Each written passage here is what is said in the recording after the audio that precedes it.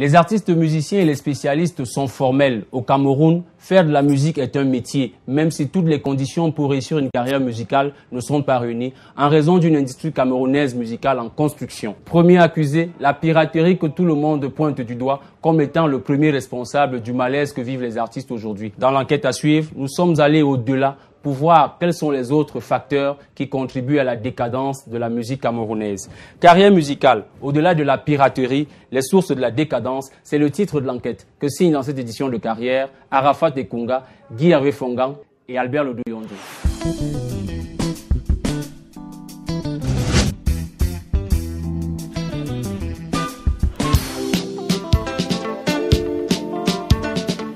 J'ai été vendu aux enchères dans mon pays. Ah, merci beaucoup le Cameroun. Ah oui, merci beaucoup le Cameroun. Liliane de Massok est une promotrice culturelle qui a pignon sur rue au Cameroun. Depuis plus de 30 ans, elle accompagne le mouvement musical. Quand vous lui demandez de parler de la carrière musicale et de sa qualité au Cameroun aujourd'hui, elle étale sa nostalgie des années 80. La musique camerounaise, j'ai envie de dire que c'est un grand malade. Lui, il est au pavillon. Vous savez, le pavillon à l'hôpital, là, il y a le pavillon, les grands malades, là, ils n'ont même pas droit aux visites. C'est un grand malade. C'est-à-dire que le protocole, là, est engagé. C'est chaud. Mais c'est notre musique, c'est notre patrimoine, on est obligé de faire avec. Je veux dire, la nostalgie des années 80, c'est-à-dire, il ne reste que quelques effluves comme ça, là, on se bat pour sentir ça. Mais à mon avis, notre cas est un peu... C'est compliqué, notre cas est lourd, comme on dit au Cameroun. Les signes de la décadence sont visibles. Un indicateur pertinent, les ventes. Les distributeurs ne font pas que montre de mauvaise foi de commerçants lorsqu'ils disent que les disques ne se vendent plus. La meilleure vente de l'année 2011, Guy Watson, avec sa mignoncité, n'a pu placer que 12 000 CD. Chiffre de la SOCAM. On est bien loin des 100 à 200 000 disques que plaçaient nos stars des années 80 à l'instar de Ebogo Emeran, Moni Bidé ou encore Sam Fantoma.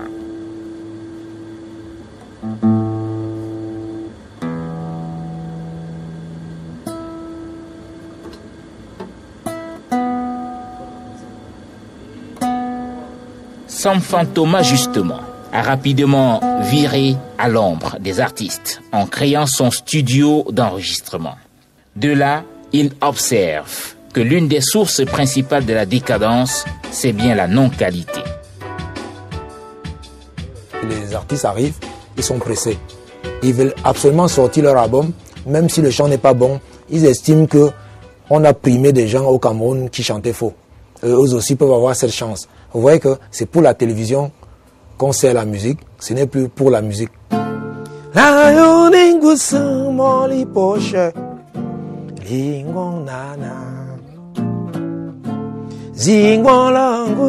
Everybody, Zingong nana,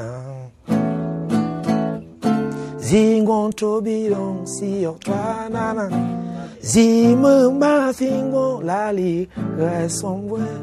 Zingong langous, everybody, Zingong nana.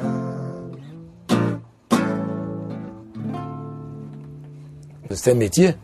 Si le balayeur vit de son balai, et le peintre vit de sa peinture, pourquoi l'artiste ne peut pas vivre de la musique? On peut bien vivre de la musique au Cameroun si on en fait un métier. Parce que c'est d'abord un métier, comme tous les autres métiers qui existent. Hein? C'est pour ça, bon, il ne faudrait pas, comme je l'ai dit tantôt, il ne faut pas faire la musique pour servir les autres, mais il faut d'abord servir la musique en respectant les b.a.-ba de la musique. Et s'ils vont en faire carrière, accepter que ça va être une longue carrière, ça peut traîner 20, 30 ans. Il y a des chanteurs qui ont trimé pendant 30 ans et ont eu le succès après. Les jeunes sont pressés donc, pressés peut-être d'être vite reconnus, sans en apporter la preuve dans la durée. Malheureusement, chez nous, on a beaucoup de stars, très peu d'artistes. Beaucoup parce qu'ils n'y croient plus, parce que je pense que les choses sont tellement difficiles pour eux qu'on limite la gestion de carrière à très peu de choses. Ailleurs, il faut minimum 3 ans pour qu'un produit prenne son envol. Chez nous, une fois qu'on a sorti un album, on attend un résultat immédiat. Ça fait qu'on ne travaille pas forcément. Et beaucoup attendent en fait qu'il y ait un spectacle pour pouvoir travailler. Ailleurs, les gens travaillent en se disant quand il y a un spectacle, on est prêt. Donc je pense qu'on est un peu en déphasage. Et quand les produits ne sont pas bons, la promotion n'est pas évidente. Les médias audiovisuels sont embarrassés. Même le quota de 70% de musique camerounaise à diffuser absolument par jour n'est plus une réelle contrainte. D'aucuns disent que les radios ne facilitent pas la tâche, on joue ce qui vient d'ailleurs. Oui, on joue ce qui vient d'ailleurs parce que c'est de la bonne musique. Au Cameroun, ceux qui font de la bonne musique, on les joue.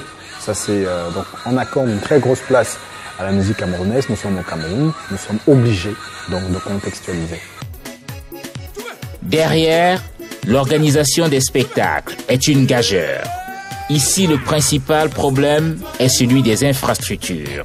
Le Palais des Sports de Yaoundé est une avancée que les artistes saluent. Mais ils pensent qu'il faut faire plus. Chinois Yang, promoteur culturel depuis environ 20 ans, nous accueille dans ce qui tient lieu de grand théâtre à Douala, la capitale économique. Le stade Mbappé Lépi. C'est ça le pays de Manu Dibango, Richard Bona. On n'a pas de salle de spectacle. On est obligé de se contenter des endroits comme celui-ci. Regardez même, là il n'y a plus pratiquement de gradins. Vous voyez, il n'y a rien du tout. Ce qui sert de tribune n'a même pas de marge d'escalier.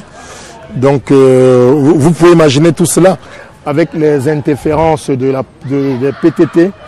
Il faut pouvoir pallier à tous les problèmes de son. Donc il faut mettre du matériel vraiment lourd et renforcer la sécurité à un degré, on dirait qu'on se trouve dans une garnison, quoi. La responsabilité est partagée dans l'ensemble. Quand je réécoute les Nkoti François, les Missengo, les Elvis Kemayou ou les Kambi Briand, quand j'écoute les Richard Bona, les petits pays d'antan, et qu'aujourd'hui, bon, avec les facilités que la technologie nous a apporté, l'ordinateur, les gens font de la programmation assistée par ordinateur, chacun cogne n'importe quoi et met un micro et voilà quoi. Les conditions ne sont pas réunies pour qu'on vive vraiment de la musique. Et voilà, c'est pour cela qu'on rencontre des artistes qui sont complètement perdus. Il y a beaucoup de talents qui sont perdus. Et ma foi, c'est une grosse perte pour notre pays. Parce que pour vivre de la musique, il y a 3 conditions. Les droits d'auteur, la vente des disques et les spectacles. Est-ce qu'on vend les disques au Cameroun? Non. Est-ce qu'on fait des grands spectacles au Cameroun? Non plus. Est-ce que les droits d'auteur sont redistribués normalement? Non.